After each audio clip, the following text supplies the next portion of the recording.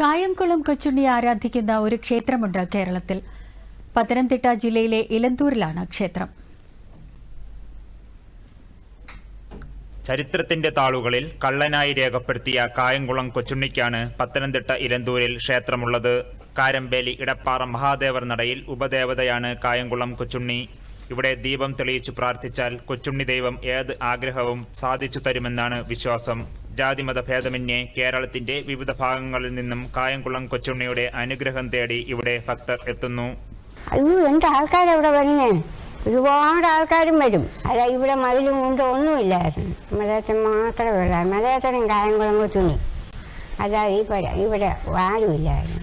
ഇനിയിപ്പോൾ ഇതെല്ലാം ഓരോരുത്തരുടെ അഭിപ്രായത്തിലൊക്കെ കൊച്ചുമാരൊക്കെ പറഞ്ഞ് ജയിച്ചു വെച്ചതാണ്. കായംകുളം കൊച്ചുണ്ണി എന്ന് പറയുന്നത് അദ്ദേഹം കള്ളനാണെന്ന് ചിലർ പറയുന്നുണ്ടെങ്കിലും അദ്ദേഹം മോഷ്ടിച്ചാൽ സാധനങ്ങളുള്ളവൻ്റെ അടുത്ത് ഇല്ലാത്തവന് കൊടുത്തിട്ടുണ്ട് എന്ന അറിവ്. ഒത്തിരി പേര് വരികയും വഴിപാടുകൾ ചെയ്യുകയും വിളിച്ച് ആവശ്യങ്ങൾ അപേക്ഷിച്ച് പറയുകയും ഒക്കെ ചെയ്യുന്നുണ്ട്. ഇഷ്ടംപോലെ ആൾക്കാർ വരുന്നുണ്ട് ഇപ്പം. കായംകുളം കൊച്ചുണ്ണി ഇടപ്പാറമലയിൽ പ്രതിഷ്ഠയായതിനു പിന്നിൽ ഒരു കഥയുണ്ട്. ആറന്മുള ക്ഷേത്രത്തിന്റെ കിഴക്കേ ഗോപുരം കാക്കുന്ന ദുശാസനന്റെ പ്രതിനിധിയാണ് ഇടപ്പാറമല മഹാദേവർ.